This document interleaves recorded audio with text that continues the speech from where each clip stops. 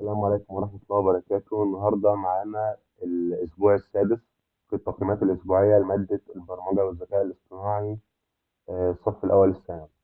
وده آخر تقييم نازل لحد دلوقتي الأسبوع السادس. نبدأ نحل فيه الاختبار الأول. المتغير في البرمجة يستخدم من أجل المتغير زي صندوق بنحط فيه بيانات سواء رقمية نصية أو أي حاجة بتقدر تغير فيها في وقت البرنامج وانت شغال. تمام.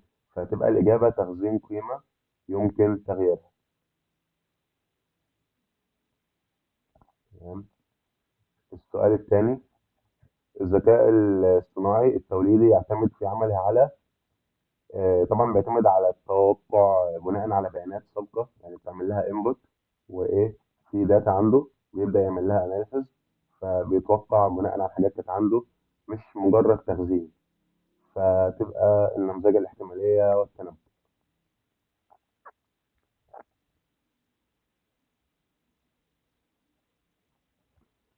السؤال رقم 3: اللغة المسؤولة عن بناء هيكل صفحة الويب. بناء هيكل صفحة الويب HTML، الهيكل، العناوين، الفقرات، الصور وكده.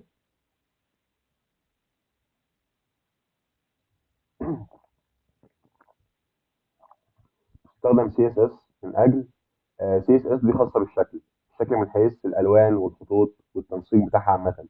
فيبقى CSS بتصميم شكل صفحة الويب.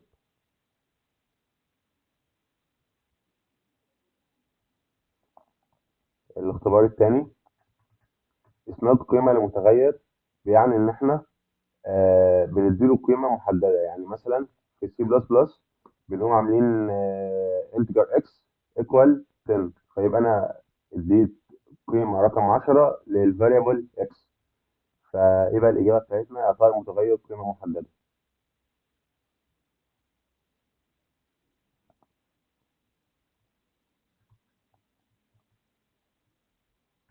الذكاء الاصطناعي التوليدي لا يعتمد على ما بيعتمدش على الإدراك البشري الحقيقي، لأنه مش بيفكر زي الإنسان، بس هو بيقلد بناء على فكرة أو بناء على بيانات أو داتا معمول لها انبوت.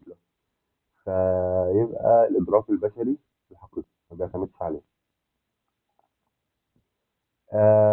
الوزن اللي هو H1 بيستخدم لتمثيل العنوان الرئيسي من أكبر عنوان في الصفحة، اللي هو الهيد.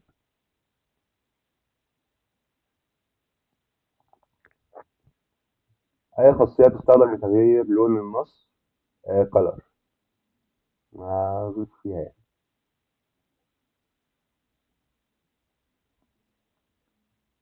اختبار رقم 3: اسم المتغير الصحيح.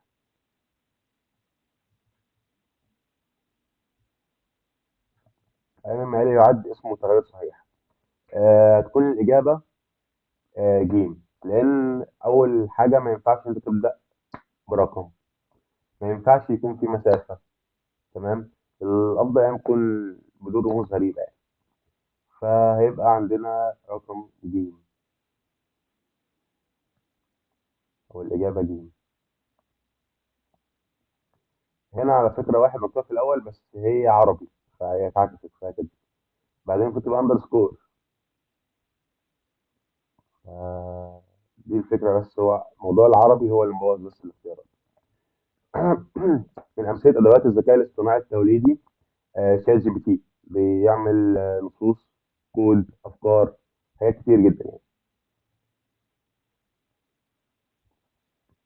الرسم بيستخدم لعرض فقره نصيه.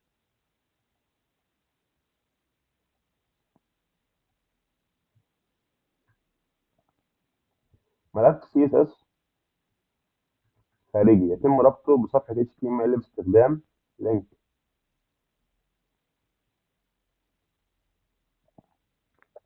وده كان آخر سؤال معانا. هنجيب الإجابات تاني بسرعة.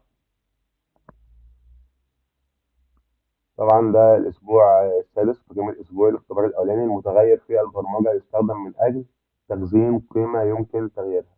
الذكاء الاصطناعي التوليدي يعتمد في عمله على النمذجة الاحتمالية والتنبؤ. اللغة المسؤولة عن بناء هيكل صفحة الويب هي HTML. بيستخدم سي اس اس من اجل تصميم شكل صفحه الويب. تمام. الاختبار الثاني اسمها القيمه المتغير، يعني اعطاء المتغير قيمه محدده. الذكاء الاصطناعي التوليدي لا يعتمد على الادراك البشري الحقيقي. الوسم H1 او هيد يستخدم لتمثيل العنوان الرئيسي. اي خاصيه تستخدم لتغيير لون النص color. اي مما يلي يعد اسم متغير صحيح name 1.